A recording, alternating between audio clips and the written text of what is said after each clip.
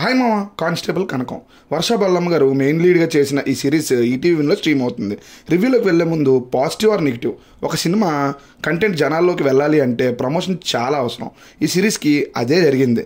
ఈ మధ్య వచ్చిన ఒక సిరీస్ వల్ల చాలా బాగానే ఈ సినిమాకి ప్రమోషన్ అయ్యింది.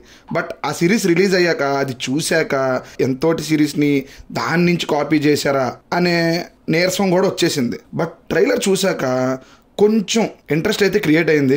ఓవరాల్గా సిరీస్ అయితే చూశాక నాకైతే పర్లేదు, బాగానే ఉంది అనిపించింది. 6 ఎపిసోడ్స్ ఉన్న ఈ సిరీస్కి కొన్ని చోట్ల తప్ప టైం ఇచ్చేయచ్చు అనిపించే ఫీలింగే వచ్చింది మా. ముందుగా స్టోరీలోకి వెళ్తే, శ్రీకాకుళం జిల్లా రేపల్లి అనే ఊర్లో అడవిగట్టు అనే ఏరియాలో వయసు వచ్చిన ఒకే నక్షత్రంలో పుట్టిన అమ్మాయిలు మిస్ అవుతూ ఉంటారు. అదే ఏరియాకి కానిస్టేబుల్ కనకం పోస్టింగ్లో వస్తుంది.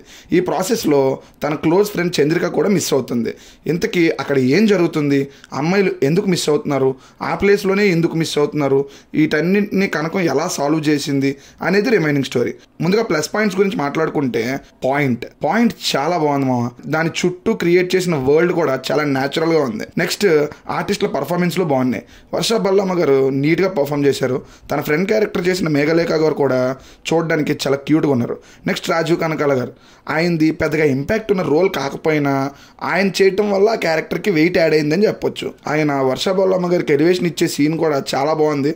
బట్ అక్కడ వర్ష బల్లమ్మ గారే సెట్ అవ్వలేదు అనిపించింది. మెయిన్ ప్లస్ పాయింట్ ఈ సిరీస్కి మ్యూజిక్ అని చెప్పాలి.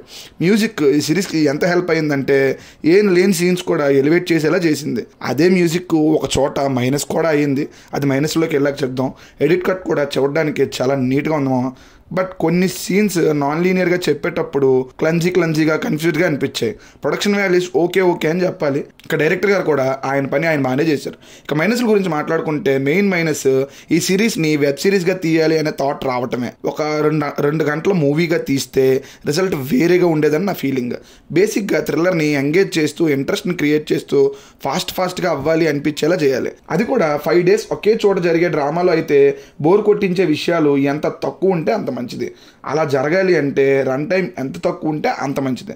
బట్ ఇక్కడ అదే తేడా కొట్టేసింది మా. ఇంపార్టెంట్ సీన్స్ స్క్రీన్ మీద చాలా బాగుంటాయి, బాగా ఎగ్జిక్యూట్ చేశారని కూడా అనిపిస్తాయి. బట్ కొన్ని కాదు, చాలానే అనవసరమైన సీన్స్ పెట్టి ఇంప్రెషన్ మారిపోయేలా చేశారు. ఫస్ట్ 2 episodes చూడడానికి బాగున్నా ఇంట్రడక్షన్స్కి ఆ టైం అంతా తీసేసుకోవటం వల్ల బాగానే ఉంది, కానీ ఏముంది ఇందులో అనే ఫీల్ అయితే వచ్చేలా చేసింది.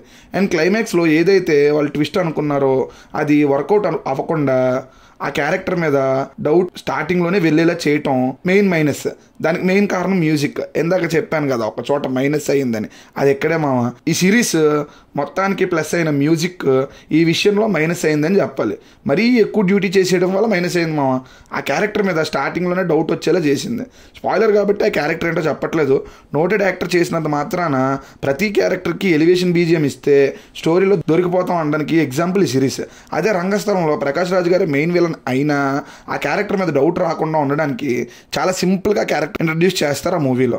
ఇలా కొన్ని లూప్ హోల్స్ ఉంటాయి. Main minus best VFX. ఆ పదం చాలా పెద్దది, బట్ చూడడానికి అసలు బాలేవు మామ. క్లైమాక్స్లో అమ్మవారి గెటప్లో వర్ష బల్లమ్మ గారు నిజంగానే సెట్ అయ్యారు, చాలా బాగున్నారు. ఓవరాల్గా నాకైతే సిరీస్ టైం పాస్ అయిపోయింది. కొన్ని చోట్ల మంచి థ్రిల్సే ఇచ్చింది.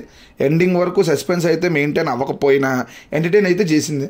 మీరు కూడా చూడాలి అనుకుంటే, మీకు ఫ్రీ టైం ఉంటే ఒక లుక్ వేయండి. నెక్స్ట్ ఇంకో రివ్యూతో మళ్ళీ కలుద్దాం. బాయ్ మామ.